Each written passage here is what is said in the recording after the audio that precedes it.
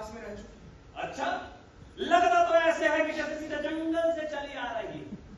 कान कीड़ा तो जानती हो ना, या केवल यज्ञ हवन करना ही जानती हो? न जाने ये क्यों स्त्रियां हमारी ओर खिंची चली आती हैं। महाराज, आपके शौर्य के कारण।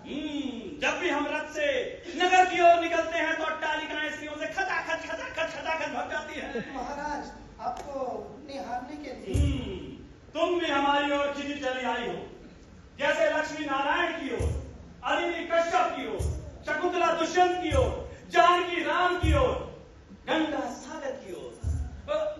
वैसे तुम्हारा नाम क्या है? चक्रवर्ती राजा बने। ये तुम्ही क्या सूची का है? हाँ, सच है।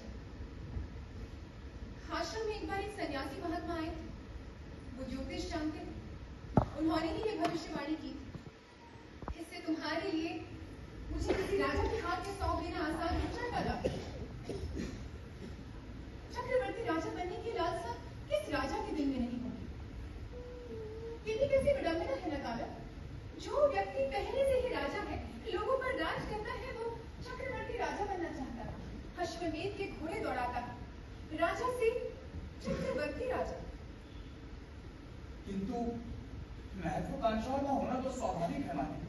पर तुम्हारे मन में तो ऐसी महत्वाकांक्षा नहीं है नकारा। तुम तो साधक हो, अपना वचन पूरा करना चाहते हो। क्यों? चलो छोड़ो इन बातों को। हम दोनों बस अपना अपना कर्तव्य पूरा करेंगे। मैं अपने पिता के प्रति और तुम अपने गुरु के प्रति। क्या चाहते हैं?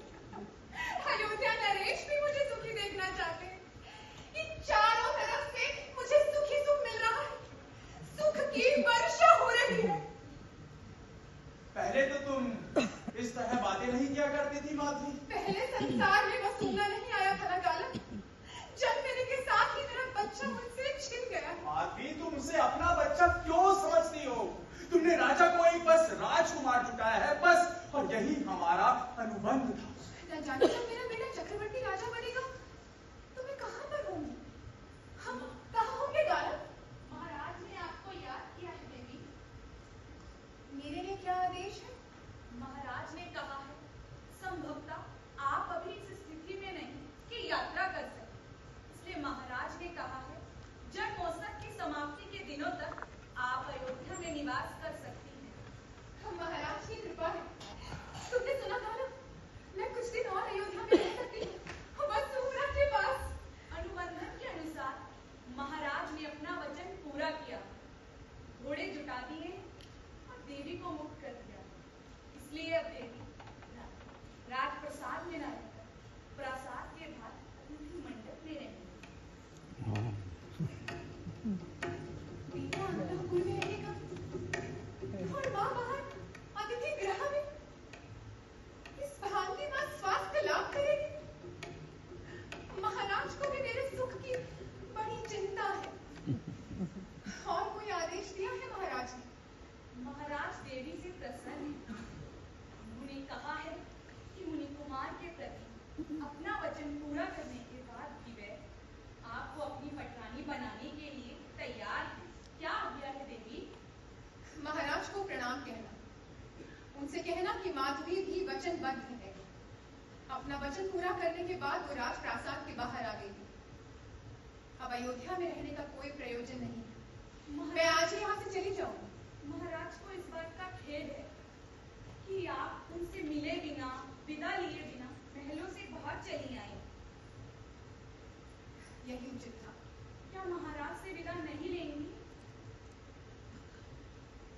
मुझे जिससे विदा लेनी थी मैंने ले ली। जो आज्ञा थी।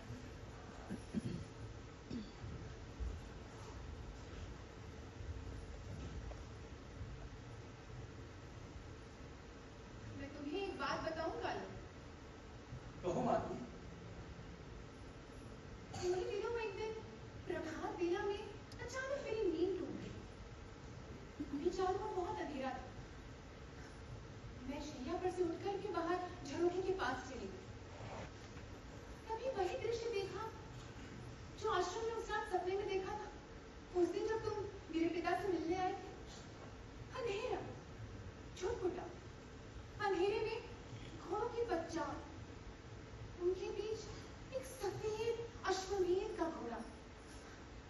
मैं मंत्र मुख से उसे देखती रहती। माधवी, क्या ये सच है जो तुम्हारे पिता कह रहे थे? क्या? यही कि तुम्हारे गर्भ से जन्म लेने वाला बालक चक्रवर्ती राजा बनेगा। ये तुम ही क्या सूझी गालक? हाँ, सच है। आश्रम में एक बार एक सन्यासी महात्मा आए थे। वो ज्योतिष जानते थे। उन्होंने ही ये भविष्यवाणी की, इससे तुम्हारे लिए मुझे किसी राजा के हाथ में सौंप देना आसान हो जाएगा गालक। चक्रवर्ती राजा बनने की लालसा किस राजा के दिल में नहीं होगी? ये भी कैसी विडंबना है ना गालक। जो व्यक्ति पहले से ही राजा है, लोगों पर राज करता है, वो चक्रवर्ती राजा बनना चाहता है, अश्वमेध के घोड़े दौड़ाता है, राजा से चक्रवर्ती राजा। किंतु महत्वाकांक्षाओं का होना तो स्वाभाविक है माधवी। पर तुम्हारे मन में तो ऐसी महत्वाकांक्षा नहीं है ना गालक। तुम तो साधक हो, अपना वचन पूरा करना चाहते हो। क्यों? चलो छोड़ो इन बातों को। हम दोनों बस अपना अपना कर्तव्य पूरा करेंगे। मैं अपने पिता के प्रति और तुम अपने गुरु के प्रति। ये अश्वमेध के घोड़े कहाँ मिले थे गालक? किस राजा के पास? तुमने कभी अश्वमेधी घोड़ा देखा? मैंने भी अभी तक नहीं देखा है माधवी। मैं तुम्हें एक बात बताऊंगा। कहो माधवी। बड़ी विचित्र बात है, मैंने अभी तक तुम्हें नहीं बताई। जिस दिन तुम आश्रम में आए थे, उस दिन मैं तुम्हें देख करके चकित रह गई। मुझे देख करके चकित रह गई थी? क्यों? क्योंकि उसी रात मैंने बड़ा विचित्र सपना देखा था। कैसा सपना? मैंने देखा एक घना सा जंगल है, दूर दूर तक फैला हुआ है, और उसमें तरह तरह की आवाजें आ रही हैं, जानवरों की, पक्षियों की, और उन्हीं आवाजों के बीच सहसा भागते हुए घोड़ों की टाप सुनाई देने लगती है।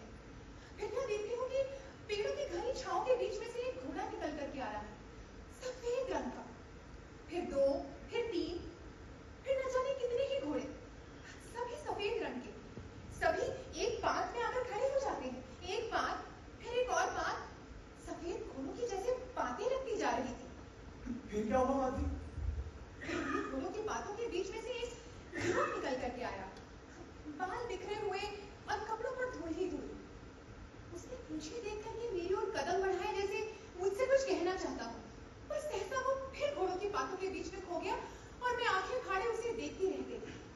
इसीलिए जब तुम उस दिन प्रातः आश्रम में आए, तो मुझे लगा तुम सीधा मेरे इस सपने में से निकल कर चले आ रहे होगा। तुम मेरा भाग्य बनकर आए। भाग्य की एक ऐसी क्रूर विडंबना है माधवी कि हमें एक दूसरे से मिला भी रही है और अलग भी कर रही है। मैं भी तुम्हें एक बात बताऊं माधवी। क्या? तुम्हारे आश्रम में आने से पहले मैं आत्महत्या करने जा रहा था, और मैं अपने प्राण त्याग ही देता कि उसी समय एक व्यक्ति मेरे पास आए। उन्होंने मुझे तुम्हारे पिता के आश्रम जाने को कहा। बोले वही तुम्हारी मनोकामना पूरी होगी। यदि वो व्यक्ति मुझसे नहीं मिलते तो मैं तो अपने प्राण त्याग ही देता, किंतु मेरे भाग्य में तुमसे मिलना जो लिखा था। माधवी, इसमें निश्चय ही किसी दैवीय शक्ति का हाथ है। हमें किस राजा के पास जाना होगा गालक? मैं अश्वमेधी घोड़ों की खोज में पहले ही बहुत भटक चुका हूं माधवी। कहीं कुछ पता नहीं चला, और यदि कहीं कुछ पता चलता भी तो मुझ दरिद्र को कौन देता। फिर तुम्हारे पिता के आश्रम में ही किसी ने बताया कि उत्तराखंड में अश्वमेधी घोड़े हैं। प्रणाम महाराज। आप इस तरह एकांत में खड़े क्या सोच रहे हैं? लगता है इस वनस्थली में आपका अभी तक मन नहीं लगा। ठीक कहते हो बंधु। जब तक राजपाट के कामों में व्यस्त था, दिन रात इसी दिन की सभी ने एक ही नाम सुझाया, ययाति के पास जाओ, वही तुम्हारी सहायता कर सकते हैं। सभी आपका नाम सत्य हरिश्चंद्र के साथ जोड़ते थे। सत्य हरिश्चंद्र के बाद समस्त आर्यवर्त में एक ही दानवीर राजा है, और वो है ययाति। लोग कहते थे जैसे मरुस्थल में भटकने वाला व्यक्ति झरने की ओर भागता है, उसी प्रकार एक हताश व्यक्ति ययाति के द्वार की ओर उन्मुख होता है। मैंने तो यही सुना था महाराज कि ययाति के द्वार जाती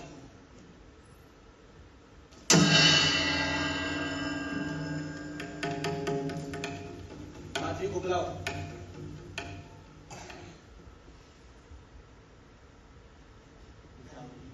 क्या है पिताजी?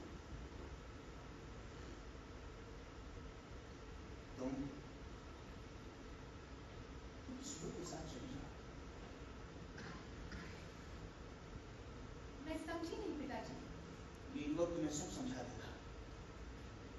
मुझे इनके साथ कहाँ जाना होगा? मैंने तुम्हें दान में दे दिया है। इस युवक की अभ्यर्थना को स्वीकार करते हुए मैंने तुम्हें दान में दे दिया। दान में?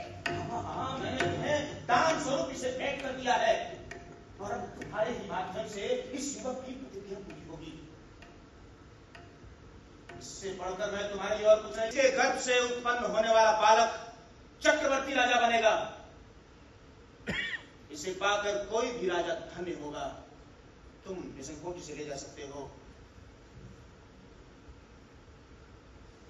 महाराज इसे और भी समय मेरा धर्म ही सर्वोपरि है।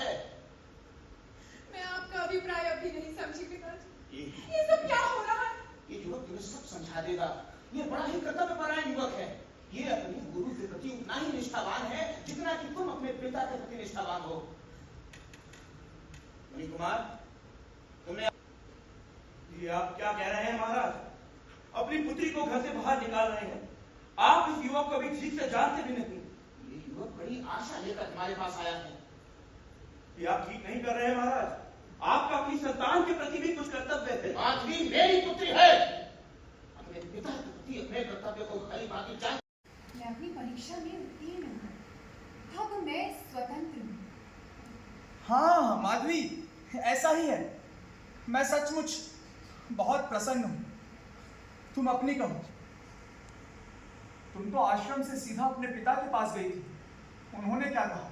मुझसे पूछने लगे कि अब तुम क्या करोगी? और तुमने क्या कहा? मैंने कहा जैसा गालव कहेगा वही करूंगी। चलो गालव, यहाँ से अभी कहीं भाग चले। मेरे लिए यहाँ बहुत असहनीय हो रहा है गालव। क्यों माधवी? यहाँ वो मेरे बच्चों को भी लेकर आ गए हैं गालव। जब से वो आए हैं मैं बहुत छटपटा रही हूँ। चलो गालव। माधवी, तुमने मेरा उद्धार किया है और मेरा रोम रोम तुम्हारे प्रति कृतज्ञ है। कृतज्ञता की बात मत करो गालव। हमारे बीच में कृतज्ञता कैसी? माधवी, क्या है गालव? यहाँ महाराज ने तुम्हारे लिए स्वयंवर रचा है। बड़े बड़े योग्य राजा यहाँ पधारे हैं। मैं एक अकिंचन, मैं तुम्हारे मार्ग में बाधा नहीं बनना चाहता। क्या बात है गालव? तुम मुझसे कुछ छुपा रहे हो। नहीं माधवी, ऐसा नहीं है। हम जिस काम के लिए मिले थे अब वो पूरा हो चुका है। मैं भी गुरुघाट से मुक्त हो चुका हूँ और तुम भी। मैं तुम्हारा अभिप्राय अभी नहीं समझी गालव। तुम क्या कहना चाहते हो? माधवी, मैं कहना चाहता हूँ कि तुम अपने आप को स्वतंत्र समझो। तुम मुझे छोड़ना चाहते हो क्या? नहीं माधवी, ऐसा नहीं है। मैं बस तुम्हारे मार्ग में बाधा नहीं बनना चाहता। यहाँ तुम्हारे लिए बड़े बड़े योग्य वर आए हुए हैं। तुम मुझे छोड़ना चाहते हो क्योंकि मैं इन्हीं कुछ वर्षों में बूढ़ी हो गई हूँ और मेरा शरीर शिथिल पड़ गया है, जबकि तुम अभी भी जवान हो और स्वतंत्र हो और किसी सुंदर युवती से ब्याह कर सकते हो, यही ना? माधवी, मैं चाहूं भी तो भी तुमसे विवाह नहीं कर सकता हूँ। मैं विवश हूँ। क्यों? ये भी कर्तव्य परायणता का कोई प्रपंच होगा गालव? मैं धर्म और नैतिक मर्यादाओं का उल्लंघन नहीं कर सकता हूँ। कौन सी मर्यादा? तुम किस मर्यादा का उल्लंघन कर रहे हो? तुम मेरे गुरु के आश्रम में रह चुकी हो। उससे क्या हुआ गालव? मैं 3 राजाओं के राजवास में भी तो रह चुकी हूँ। वो सब तो तुम्हारी प्रतिज्ञा पूरी करने के लिए था। तो माधवी, जो स्त्री मेरे गुरु के आश्रम में रह चुकी हो उसे मैं अपनी पत्नी कैसे मान सकता हूँ? ओ गालव, गालव तुम सीधी बात क्यों नहीं करते? दिल में तुम्हारी वासनाएं बुलबुलाने लगी और ऊपर से तुम आदर्शों और मर्यादाओं की बात कर रहे हो। माधवी, मैं अपने कर्तव्य से विमुख नहीं हो सकता। और अब मेरे जीवन में दुविधा के लिए कोई स्थान नहीं। कभी कभी मुझे लगता है कि मैं एक बहुत बुरा स्वप्न देख रही हूँ और मेरे चारों ओर राक्षस और दानव घूम रहे हैं। कर्तव्य परायण दानव। तीनों राजा मेरे बच्चों को यहाँ लेकर पहुंच गए। जैसे मछली पकड़ने के लिए कांटे में छोटी मछली लगा दी जाती है, वो मेरे बच्चों को मेरे सामने ला करके मुझे प्रलोभन देंगे। सभी कर्तव्य के पक्के, सभी महामानव। तुमने मेरे यौवन की आहुति देकर अपनी गुरु दक्षिणा जुटाई है गालो। ये मर्यादा पालन है माधवी। हम हर समय कर्तव्य की तीखी धार पर ही तो चलते हैं। चलते नहीं है, दूसरों को चलाते हैं गालव। यही तो विडंबना। और संसार तुम्हें ही साधक और तपस्वी कहेगा, मेरे पिता को दानवीर कहेगा और मुझे चंचल प्रवृत्ति की नारी जिसका विश्वास नहीं किया जा सकता। यही ना। गुरुजनों का आग्रह है कि आप शीघ्र ही मंडप में पधारें। आप चलिए। तुम जाओ गालव, गुरुजन दीक्षा के लिए तुम्हारी राह देख रहे हैं। और तुम मेरी चिंता ना करो गालव। माधवी, मैं सच्चे मन से तुम्हारा आदर करता हूँ, तुम्हारे प्रति कृतज्ञ हूँ। मुझे तुम्हारा आदर नहीं चाहिए गालव, और ना ही तुम्हारी कृतज्ञता। मुझे जो चाहिए था वो तुम्हारे पास नहीं। मैं तो केवल तुम्हें सुखी देखना चाहता हूँ। मैं भी तुम्हें सुखी देखना चाहती हूँ गालव, और स्वतंत्र भी। माधवी। हाँ गालव, स्वतंत्र भी। तुम पूर्णतः स्वतंत्र हो गालव। मैं तुम्हें बांध कर नहीं रखूंगी।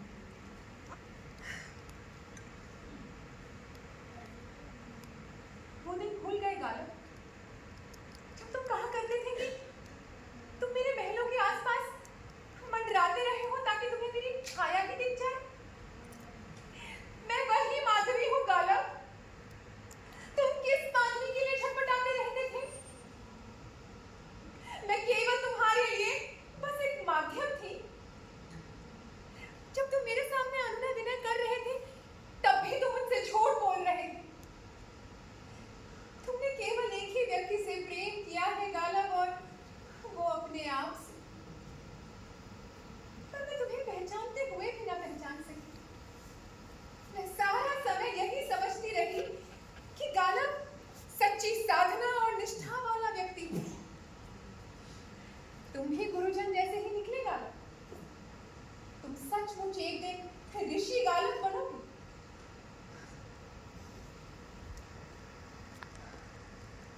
मैं तो तुम्हारा दिल देख रही थी गालव। बुरा मान गए? तुम्हें क्या लगता है गालव, जिस व्यक्ति को मैं रोम रोम से प्रेम करती रही हूँ उसके पल्ले एक बूढ़ी स्त्री को बांधूंगी? मेरा भी तुम्हारे प्रति कर्तव्य है गालव। प्रेम का भी कर्तव्य होता है।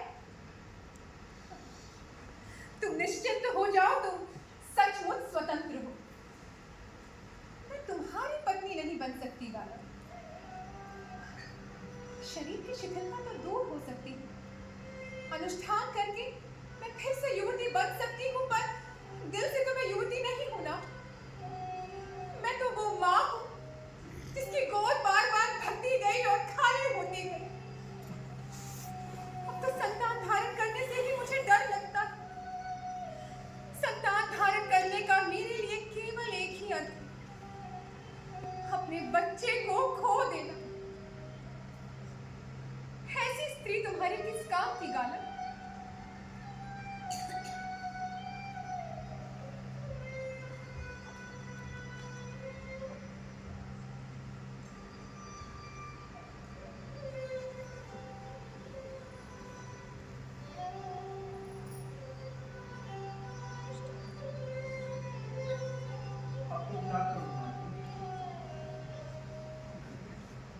मैं तुमसे कहा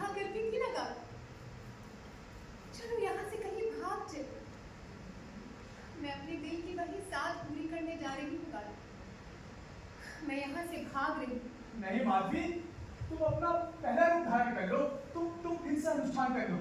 मैं तुम्हें पाकर अपने को धन्य मानूंगा। तुम फिर से अपने आप को धोखा दे रहे हो मुनि कुमार। ये छिछली भावुकता किस काम की?